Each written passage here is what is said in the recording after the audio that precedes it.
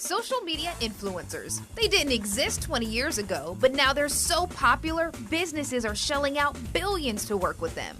Here's the thing, you don't have to be a well-known celebrity or athlete. Everyday people, like you and me, are rising in the social media ranks because of their charisma, knowledge, or passion for a certain subject. And we have a few living right here in the Midlands. I didn't really expect it, honestly, on how fast my social media grew. This is Jessica Avent. She's a stay-at-home mom with more than 770,000 followers on TikTok and more than 50,000 followers on Instagram. How did you become a social media influencer? In the beginning, it was more of just like videos of like my son and I just like being mom and stuff, but no cosplays or anything. And then like I saw on my For You page content for anime, and I was just like, oh, well, I like anime, so I really want to get into it. Then all of a sudden my videos started blowing up. Kelvin Davis has a similar story. His start, a body positivity blog. What are you wanting to put out there? What's your platform? Anything that has to do with positivity is like my whole brand. This Midlands native and father of two has more than 107,000 followers on Instagram. I started my blog in 2013, and the whole purpose of the blog was to create a space for men of all shapes and sizes to really feel confident. The blog was the launching pad for Kelvin, who was a middle school arts teacher. People just by chance would Google, male body positivity, and my blog and my Instagram would be the first thing to come up. In 2015, it just went all the way up. And then in 2018, I stopped teaching and I became a full-time influencer and model, author, public speaker, all the things. His brand and his following has afforded him the opportunity to work with some well-known companies. Target, Gap, Nike, DSW, Dick's Sporting Goods, Academy Sports, Timberland. I've been blessed enough to have so many, I can't even keep count. Companies know these social media influencers can expand their marketing reach and give them access to specific groups of people, namely their followers.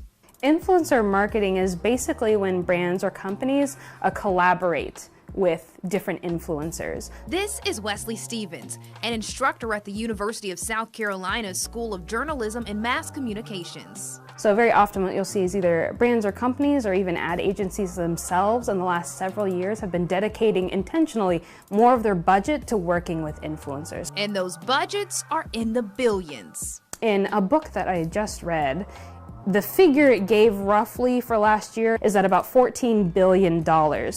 Was being circulated for influencer marketing. And it's that money that allows some people to make a living off of creating content for social media.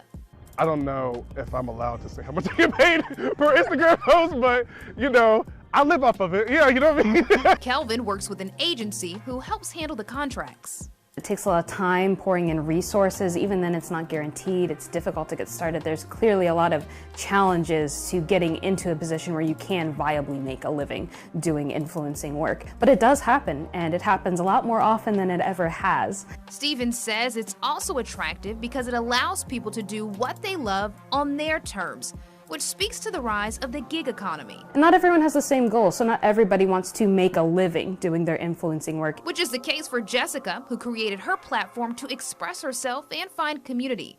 And while she's made a lot of friends, she also says she's experienced a lot of hate. I know a lot of creators go through it, and I don't feel alone in that.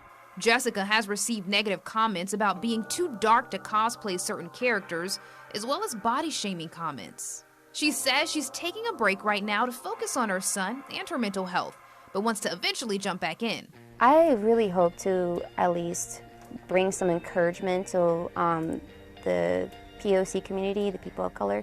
I really want them to feel like they can really cosplay whoever they want. Life's too short, and I feel like you can't really let it get to you. Kelvin also says he's unbothered by the haters and just wants to focus on spreading positivity. I just feel blessed that people, see the authenticity in me and want to be a part of my own journey. For people who want to break into the business, a little advice from Kelvin and Jessica. They say you need to be passionate about what you're creating because just doing it for the money may not pay off. For News 19, I'm Whitney Sullivan.